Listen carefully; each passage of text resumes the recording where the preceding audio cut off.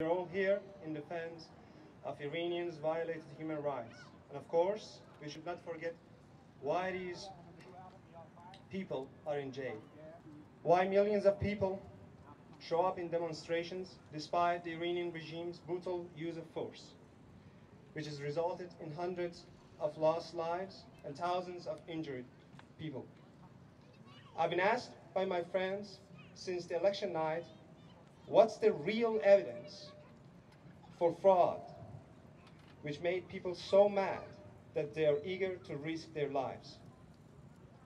Of course, since almost entire top and mid-level members of Mousavi and Karoubi's campaigns are in jail, hard evidence of election fraud. However, the fraud was so apparent that majority of people, especially in large cities, never accepted the election results and were willing to risk their lives to defend the last remaining role of people in Iranian political structure.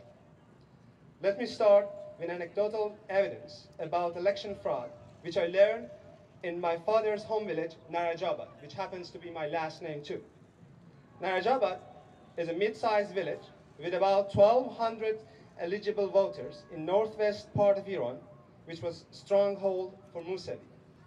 2 weeks before the election, officials distributed about $50 per person among poor villagers and promised to make this payment every month if Ahmadinejad gets elected, a false promise without budgetary backing. Some villagers bought into this false promise, and being a relatively small village, people were knew each other intimately. The expected election outcome was a narrow win for Mousavi by 700 votes against 500 votes for Ahmadinejad. But when ballots were counted on June 12th, the election night, in Narajabad, in a village with 1,200 eligible voters, there were 1,600 casted ballots, allegedly casted ballots, and surprisingly, Ahmadinejad won by 900 votes against 700 votes for Mousavi. This kind of anecdotal hard evidence for ballot stuffing is also consistent with statistical analysis of the official results as well.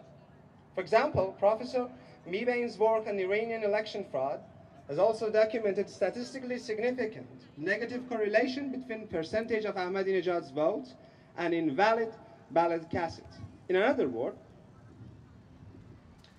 when they stuffed ballot stuffed with Ahmadinejad's name, they forgot to add the right proportion of invalid or void ballots. Now, the question is, why did the regime orchestrate such an obvious fraud?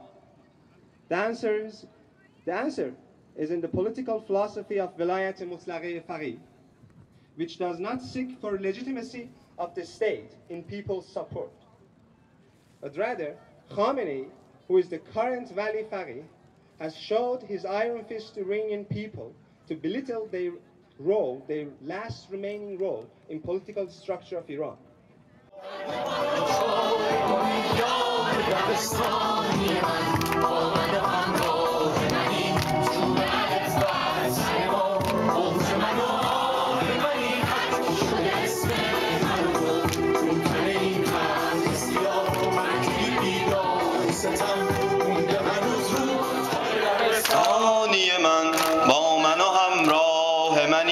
چوب الف بر سر ما بغض من و آه منی حک شده